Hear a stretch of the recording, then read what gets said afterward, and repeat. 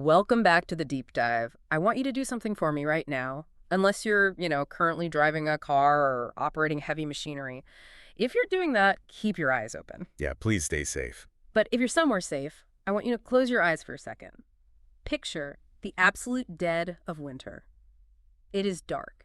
It is pitch black outside. And cold. Really cold. Freezing. The wind is just howling against the siding of your house, and you are completely trapped inside because there are 2 feet, literally 2 feet of snow blocking your driveway. And just to add to the misery, let's say your furnace is acting up. Yeah. So you're trapped. It's incredibly loud outside with the storm, and it is slowly, inevitably getting colder inside your own living room. Right. That is exactly the vibe we are stepping into today. Yeah. We are transporting you back in time to a very specific night, February 2nd, 1966, upstate New York. It's the kind of night where you just want to curl up under a blanket and hide from the world, but instead you are dealing with the most mundane, frustrating adult problems imaginable. Exactly. So today we are digging into a very specific text.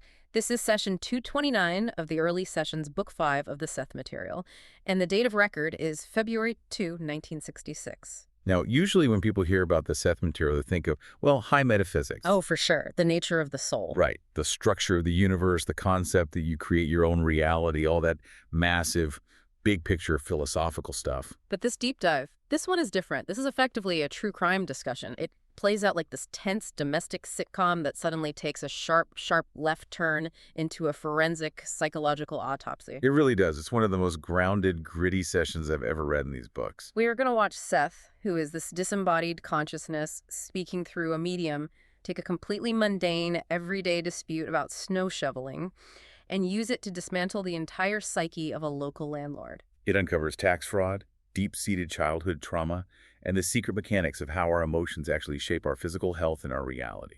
Now, before we light the fireplace here and get into the gossip, and trust me, there is some serious 1960s small-town gossip coming up, we need to handle a quick bit of housekeeping. That's right. We just want to declare that this podcast will be distributed free of charge on all major platforms for educational purposes. Our whole goal here is to explore this fascinating source material, analyze the insights, and see what we can learn from it. Exactly. So we're focusing on session 229. Set the scene for us. It is 9:00 p.m. Jane Roberts, who is the medium, referred to as Rubert by Seth, and her husband, Robert Butts, who is referred to as Joseph. They're in their apartment. What is the atmosphere actually like in that room? The atmosphere is, well, toxic is probably the best word for it. You really have to read the personal notes from Robert Butts to feel the sheer tension. You have to remember, this is 1966. Right. No internet. No smartphones, no streaming services to distract you from how annoyed you are. You are just sitting there with the snow and your thoughts. And the driveway. The driveway is practically a character in the story. It is the main antagonist of the evening. It's described in the notes as this long, curving disaster area. And the landlord, a guy named Jimmy, has completely dropped the ball. Oh, Jimmy. I feel like we have all had a Jimmy in our lives at some point. The guy who owns the building, collects the rent, but seems to just vanish into thin air the moment something actually goes wrong. Well, he did show up once. He did, yeah. The notes say he showed up with his Jeep and a plow after the first foot of snow fell. He did a quick pass, cleared a tiny bit, and then poof, gone. And then the second foot of snow falls. Right. And the tenants are just waiting. They're staring out the window, watching the snowdrifts get higher and higher, thinking, surely Jimmy is coming back to finish the job. 3 days go by, no Jimmy. And the comedy of errors here is just perfect in a really painful way. The landlord apparently thought the tenants could just shovel it themselves. Which, let's be honest, 2 feet of snow in a long, curving, upstate New York driveway, that is not a shovel job. Not at all. That is a heavy machinery job. If you go out there and try to shovel that by hand, you are going to have a heart attack. Exactly. And by the time the landlord finally realizes, oh, wait, they actually can't get their cars out, and he tries to bring his plow back, he can't even get in because the snow is too deep for his own equipment. It's a complete disaster. It is incompetence layered right on top of negligence. And the tenants in the building are revolting. They're calling him. They're screaming at him on the phone. People are threatening to break their leases and move out immediately. And meanwhile, Robert is out there in the freezing cold trying to fix the brakes on his car. Because, of course, the car breaks down when you're snowed in. It's the law of the universe. It's that very specific, frantic winter anxiety Yeah. where literally everything feels like it's breaking at the exact same time. The house is getting cold, the car is dead, the driveway is a wall of ice, and the guy responsible is nowhere to be found. And this is where the real hook of the story comes in, because amidst all this chaos, a specialist comes in to fix the furnace. A guy named Joe Cernohorsky. And Joe brings more than just his tools to fix the heat. He brings the gossip. The best kind of gossip. The really dangerous kind. He casually mentions to Jane that the landlord, Jimmy, is in hot water. What kind of hot water are we talking about? The worst kind. He mentions that Jimmy's financial books have been called in by the IRS. The Internal Revenue Service. The 3 scariest letters in the American alphabet. Exactly. Now, usually that's just neighborhood chatter. You hear it, you say, wow, sucks to be Jimmy, and you move on to trying to stay warm. But Jane isn't a normal tenant. She's a medium. She channels Seth. And that night, at exactly 9:00 p.m., while they were waiting for a private snowplow guy that the tenants all had to chip in to hire. Which is just humiliating, by the way. Having to pay out of pocket for someone else to do the landlord's job while you're already paying rent. Totally. They decide to hold a session to pass the time. Jane goes into a trance state. And Seth doesn't want to make small talk about the weather. Seth wants to talk about Jimmy. And this is where it gets incredibly interesting. Because you'd expect maybe some general spiritual advice from a channeled entity. Like, be patient or love thy neighbor despite the snow. Right, or maybe a lecture on detachment, like snow is just frozen water, do not be attached to dry pavement. But Seth goes straight for the jugular. Or rather, straight for the psyche. He doesn't offer any platitudes at all. He offers a forensic analysis of this man's soul. He starts by acknowledging the landlord's state of mind. And he uses a metaphor that I think is the absolute anchor for this entire discussion. He calls the landlord a wounded buffalo. Let's unpack that. He is somewhat like a wounded buffalo. It's such a specific, visceral image. Why a buffalo? Why not a wounded dog or a wounded bear? Think about a buffalo. It's a herd animal, generally, but a wounded one is isolated. It's huge, it's heavy, it's incredibly powerful, and when it's hurt, it becomes wildly unpredictable. Seth says, and I'm quoting directly from the text here, quote, "He's somewhat like a wounded buffalo, and to some extent at least, the wound was not self-inflicted, although he himself has aggravated it," end quote. It stops you right in your tracks, doesn't it? Yeah. Because up until that exact sentence, Jimmy is just the bad guy of the story. He's the slumlord who left them in the freezing cold. Right. But a wounded buffalo, that implies something dangerous, sure, but also something in deep pain, something trapped and panicking. It's surprisingly empathetic. It really is. Yeah. A wounded buffalo lashes out because it's terrified. It attacks because it feels cornered. Yeah. Seth is telling us that this man's bad behavior, the negligence with the snow, even the tax fraud, it isn't coming from a place of pure calculated malice. It's coming from a place of damage. It reframes the narrative immediately. As humans, we tend to view people who inconvenience us as the villains in our personal story. Like, he's doing this to me because he just doesn't care.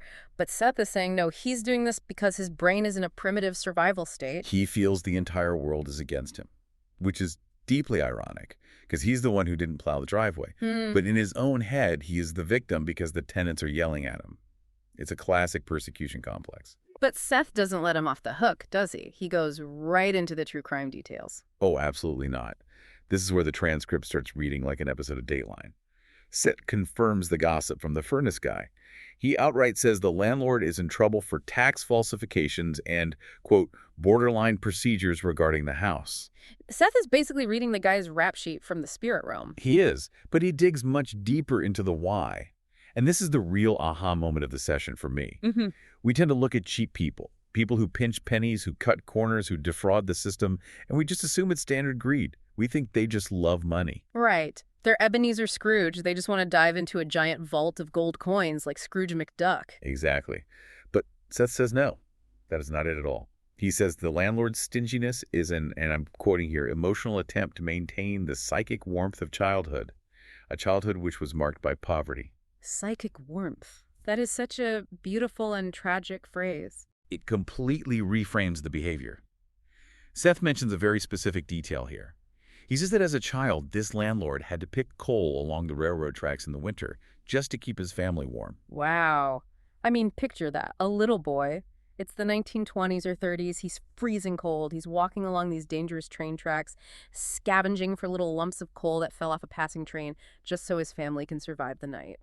And that cold, that kind of bone-deep existential cold, it never really leaves you. So when he's an adult, money isn't just currency. Money is coal. Money is heat. Money is survival. Precisely. Every single dollar he hides from the IRS, every dollar he saves by not hiring a snowplow, it isn't about getting rich. It's about building a fortress against that freezing cold of his childhood. It's a safety blanket.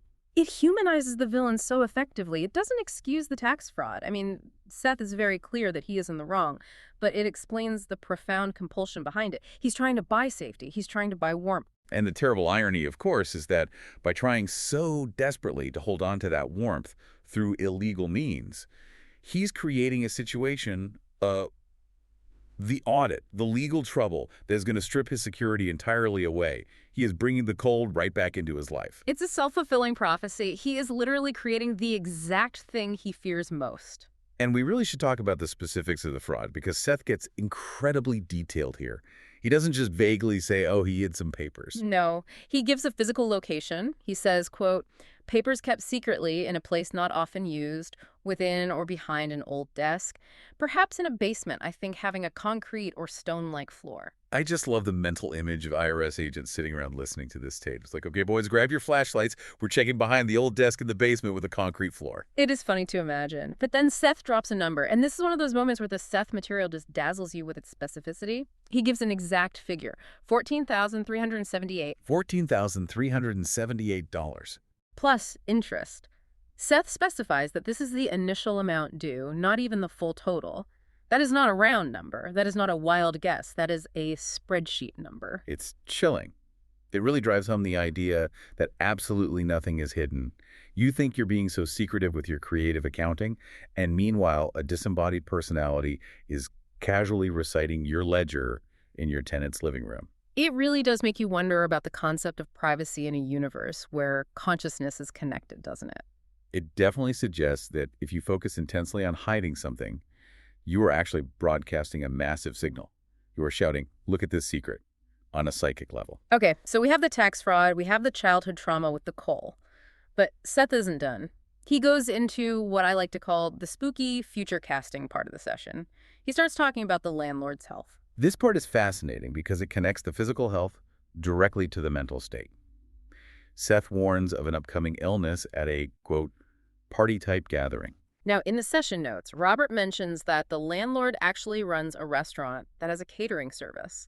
So a party-type gathering is basically his workplace. Exactly. So the context fits perfectly.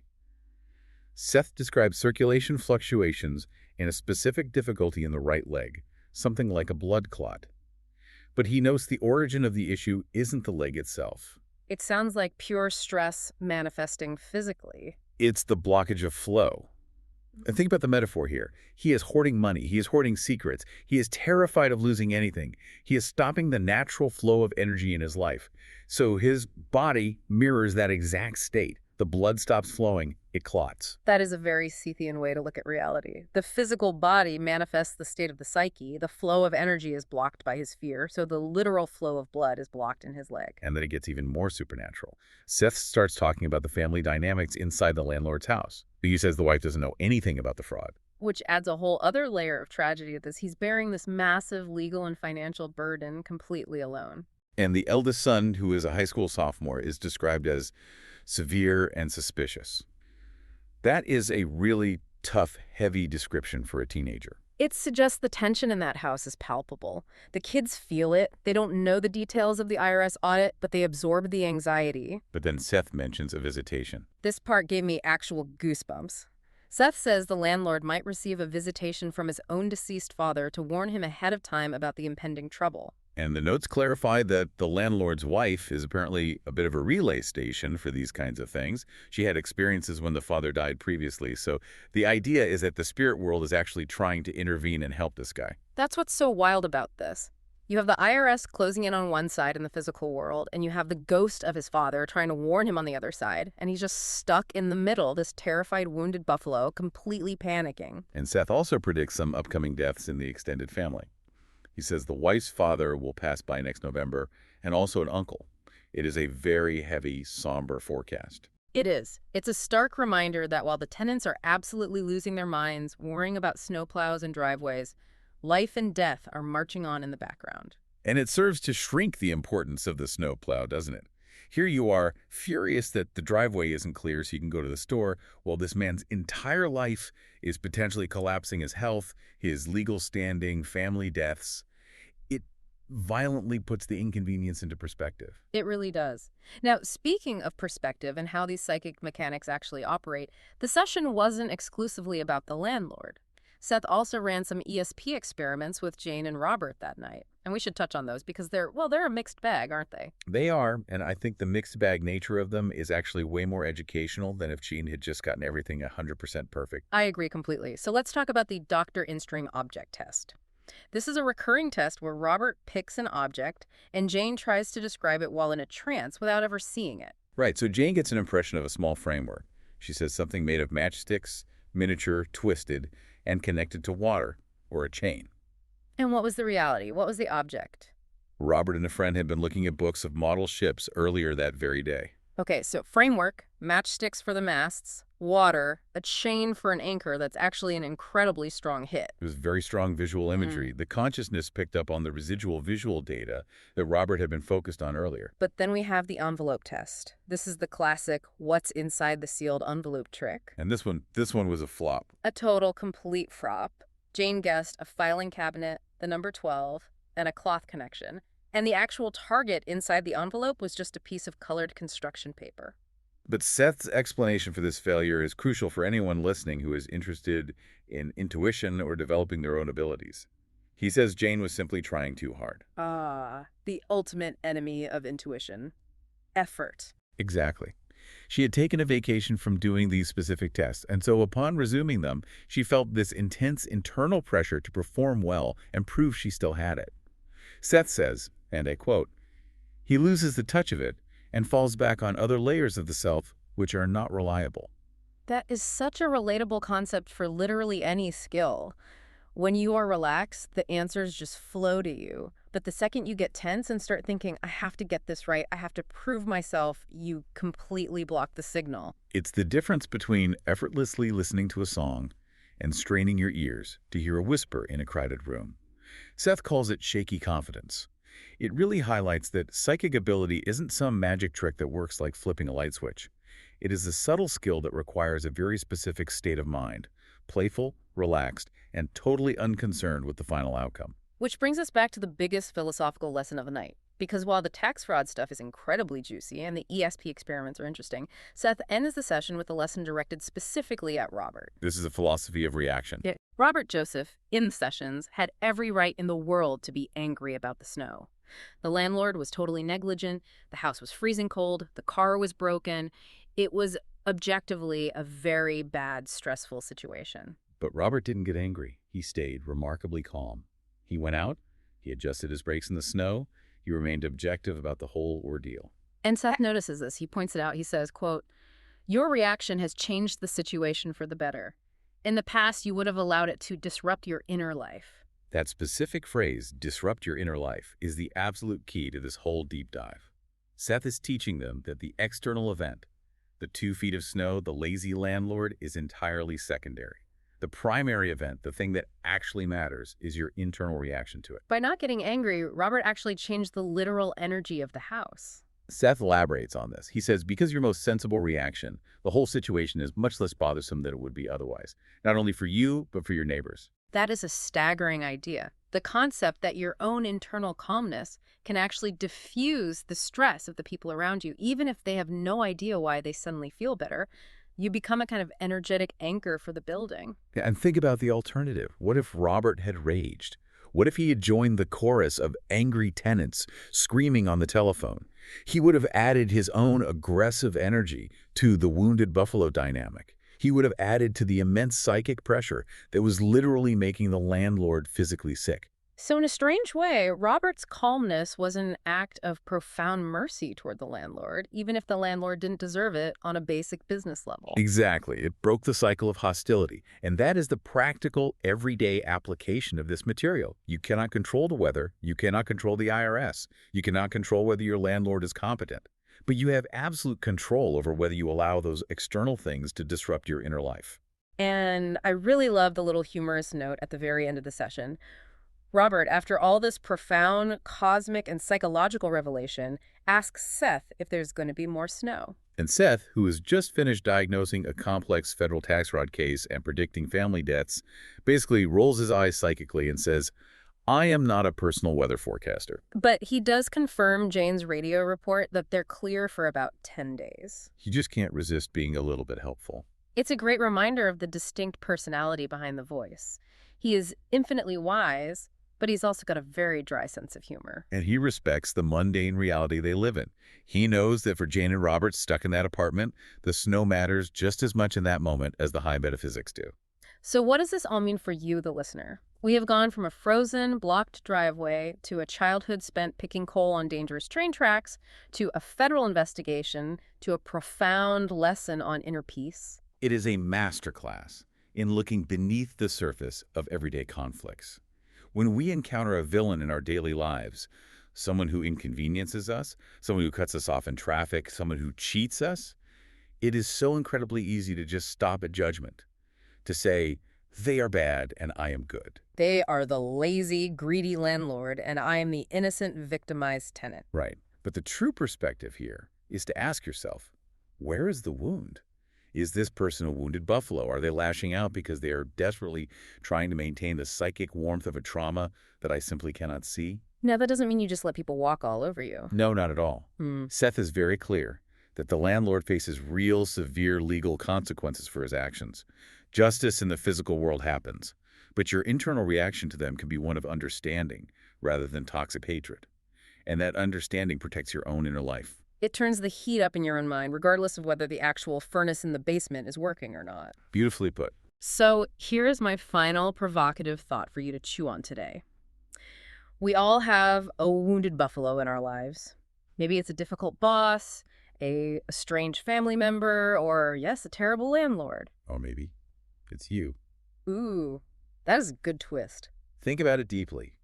Where in your own life are you acting out of a hidden compulsion to maintain the psychic warmth of the past? Where are you hoarding or attacking or hiding your true self because you're terrified of a cold that isn't even there anymore? That is the real question. And how might changing your reaction to that specific fear change the actual physical outcome of your current situation? Just like Robert changed the entire vibe of a freezing apartment building without ever lifting a snow shovel. Exactly. Yeah. Now, before we sign off, we absolutely have to give credit where credit is due. This incredible source material comes directly from the early sessions published by the New Awareness Network. If you want to go straight to the source, and you really should, because we have only barely scratched the surface of what Seth has to say, you need to pick up these books. You can find them at sethcenter.com/early sessions. Support the publisher, support the work. It is genuinely mind-expanding stuff. It really is. Thank you for joining us on this deep dive into the harsh winter of 1966. Stay warm, keep your inner life keep your inner life undisrupted. There you go. And we will catch you in the next deep dive. Good evening. Good evening.